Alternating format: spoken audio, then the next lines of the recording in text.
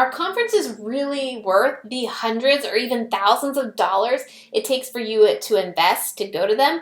I mean, there's the price of the ticket alone, then whether you need to fly to it, drive to it, get the hotel, it all starts adding up. So is it worth it for you to put the money in to go to these conferences? I'm going to share with you my honest opinion coming up. Hi, welcome back. If you are new here, my name is Trena, and today I'm talking about conferences. And in this online world, there are a lot of options, from social media marketing world to VidCon. There's just a lot of options. So is it really worth it? So I've gone to a few bigger name conferences, and I've also gone to a few smaller conferences. Most recently in June, I went to the Creative at Heart conference. This conference is for creative business owners like photographers, wedding planners, social media planners, those types of businesses, and it's predominantly female-based. This conference was in North Carolina, so it was drivable for me. It took me about 6-ish hours to drive to it. And it's ran by the amazing Kat Schmoyer. She actually started this Creative at Heart community and the conference because she was lonely being an entrepreneur, which so many of us can relate to. So the ticket to this conference was a couple $100s, and then the hotel stay and the food to pay for. So it was quite an investment for me. And I was going on vacation the week before, so there was a lot of things going on. So why did I decide to go to this particular conference? Last year, I had a sprint of conferences I actually attended. So I was at a conference in August, September, October, and November. I did some of those big conferences, and I was at some smaller conferences. Creative at Heart was one that I went to last November. And the reason why I decided to come back was because of my experience in November. Running a business as a female is a totally different journey. We have different things that we struggle with, like the confidence, the imposter syndrome, let alone trying to juggle mom life and trying not to feel guilty about working on our business while sending kids to daycare. So I felt Creative at Heart was going to be a great place for me to connect with similar women. And that's exactly what it was.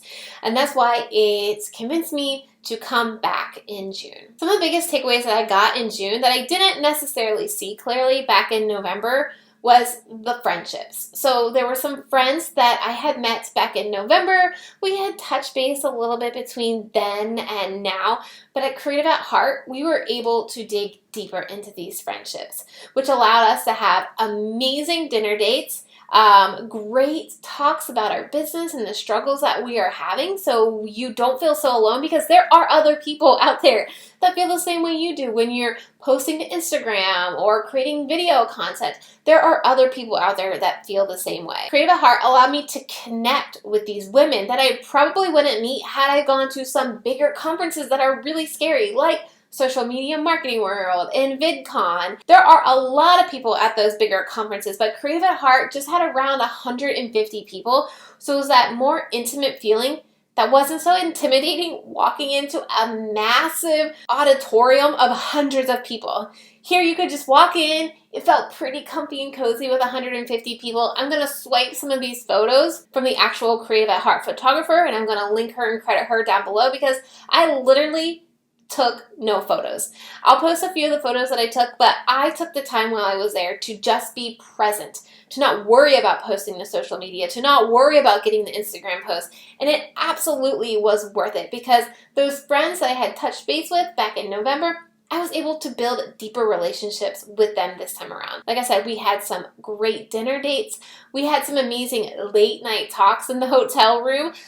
We were all on the same floor, so we were able to just hang out on each other's bed and talk about life, about business. We were able to start strategizing with each other, and we were able to have different perspectives on our business that, as yourself, get so zoned in on your business that you can't see from the outside. And having these new friends who think like you and know what you're working with and know what you're struggling with are able to give you such amazing feedback that it totally changes your perspective on how to do your business, and that you are making a difference, because again, it is lonely sitting in this room from 6 a.m. to 5 p.m. every single day. But to see the actual people who are consuming your content, who are taking your advice, and then they're giving you advice to help, totally makes every single cry, every single pint of ice cream that you eat, every single glass of wine you drink worth it. The second key takeaway that I got was invest in it.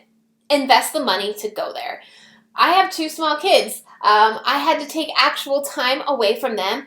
I have clients. I had to take actual time away from my clients. I had to spend a couple weeks gearing up for the conference, to spend preparing my business to leave, so catching up on extra client work to make sure it was done, and just having the entire schedule planned out, getting my kids to where they needed to be every single day. It was a lot of work. Not just the money invested, but the time invested. But every single piece of investment that I put into it, again, was absolutely worth it. The keynote speakers that talked definitely were some of the best keynote speakers that I have ever heard, from Abby Grace to Shanna Skidmore to Laura Foote to Laura Casey, and so many more. A lot of their messages were powerful in a way that makes you want to make a change. Yes, you could go to a keynote of some of these massive conferences and hear talks from, let's say, Gary Vee or some other massive social media person, but are they really going to be able to pull at your heartstrings and really make you rethink the way you think about everything? I haven't seen it from the larger conferences that I've gone to, but here at Creative at Heart, the keynote speakers were worth it because they definitely just hit you where it counted and allowed you to just really reevaluate the way you are doing business and the way you think about your business and the way you think about yourself, because we are usually the last person we take care of is ourselves.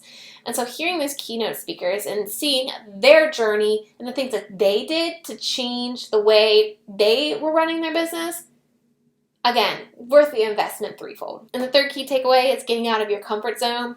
Look, I absolutely was considering skipping the welcome party because I knew I was walking into this room full of lots of people, and that's just not my jam.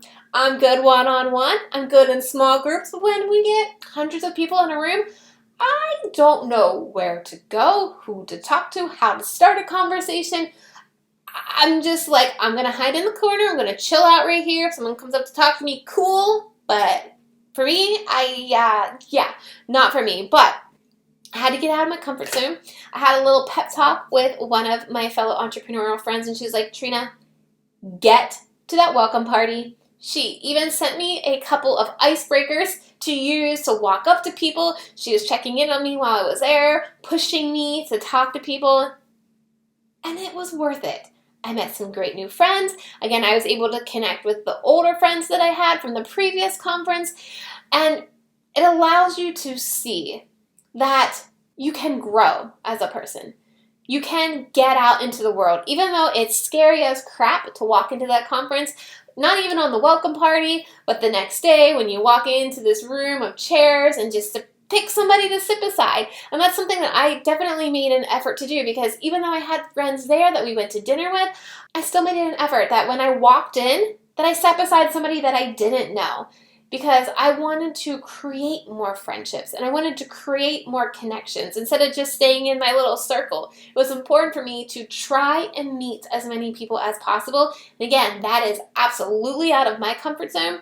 But being at a conference like Creative at Heart that is small enough that it's intimate, but is able to bring in the speakers and the keynotes that it did, again, worth the investment 3, 6, 10-fold, really. So are conferences worth it?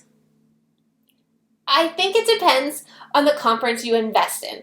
There are going to be great conferences like the big ones to get a lot of information, and then there are going to be those conferences that are going to kind of change your life and the way you think about things, and that's what Creative at Heart is. So when you're deciding whether a conference is worth your investment or not, dig down deep into that conference, do a little bit of research, and decide where you are at and what you want to get out of that conference. If it's connections and friendships and just a sense of having somebody on your side, definitely Creative at Heart is an amazing one to pick. Now, if you want to see behind the scenes at some of the stuff I was doing to prepare my business to be gone at that conference, I actually filmed an entire day in my life where I show you how I batch my content. You can click on the video that's on your screen right now to see exactly what a day in my life looks like when I'm preparing to leave for a conference. I'll see you over in that video.